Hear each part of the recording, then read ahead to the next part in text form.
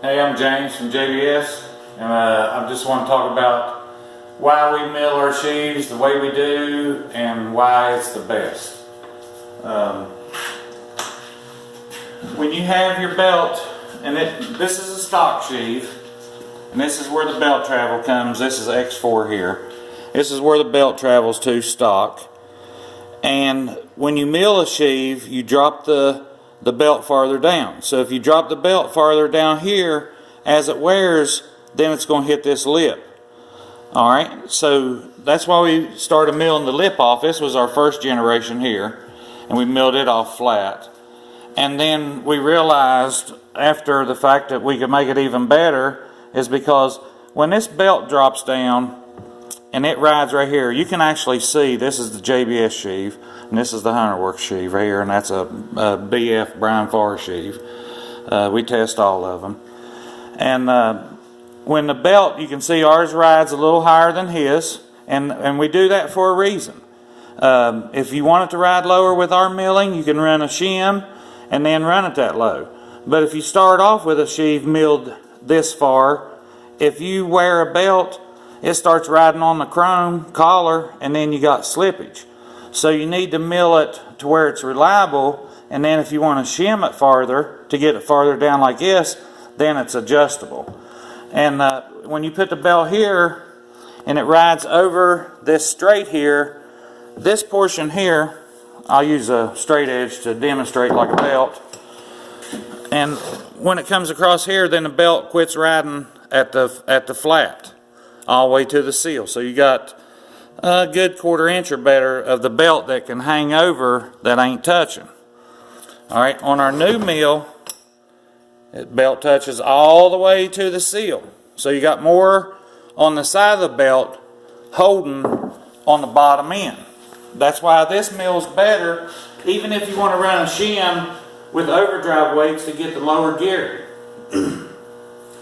Because over milling's not good. And on the BF sheave here, he has milled the face.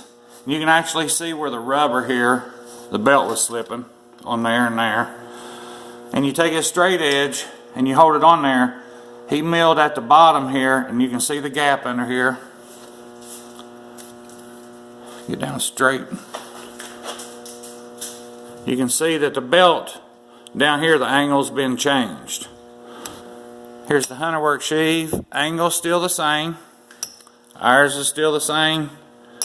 Still the same.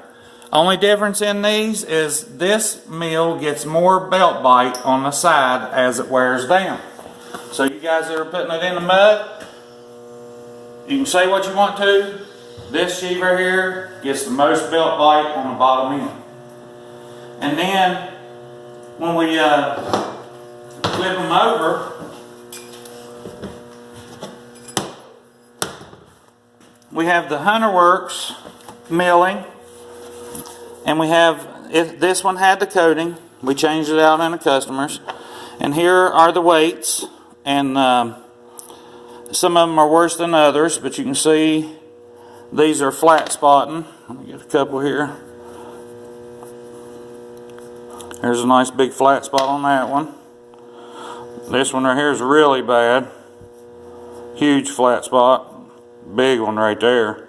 You can see it's wore plumb off on the side. And these are the weights with the coating that's never supposed to wear. There's where that one's been sliding out. Guy on Facebook told me tonight that the overdrive weights slide in and out and don't move and wear one spot. Well, I got news for you. The round ones do the same thing. All these Facebook clutch gurus we got out there now that don't really check nothing, just go on hearsay. And another thing, our milling, if you look down in these sheaves and at the bottom here, how clean it is where these weights go down. Alright, when you get over here to the Hunterworks, some of these, you can see right here, it hits on the bottom lip down here, right in there, before it ever hits the back side.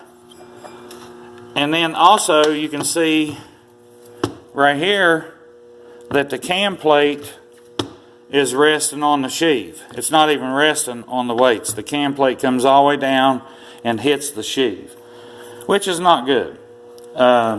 You want to leave some room for wear. You can look at our sheave right here. This is the used one that was run. You look at the edges here. They're not beat down and been making noise every time the cam plate hits it, like this one here has been. We get into some pretty good detail when we mill our sheaves. You know, they got guys that like Hunterworks and guys that like JBS, but we do it for quality. We're not here to pick sides. We're here to give you the best sheave. Some of you want to pick sides. Some of you want the best sheave. So we're here to give the best sheave. All right, I'm going to show you something else with our new milling. When Hunterworks mills his outside here, he uses a ball mill, and you can see here it's not a straight transition. It just goes down in and then it's cut in. All right, so what we've done is, even with the overdrive weights, we've got an end mill that has an angle, and the angle is the same angle as the ramp, and we've extended the ramp, and it's all the same angle. And this is our new extreme that we've been selling since probably last October. And we're getting ready to get a new mill and lathe, and we'll probably be doing some new milling on a couple different things that we've been wanting to test. But I wanted to go over and show you guys the difference in our milling versus the competition milling. Check us out on hotrodforums.net.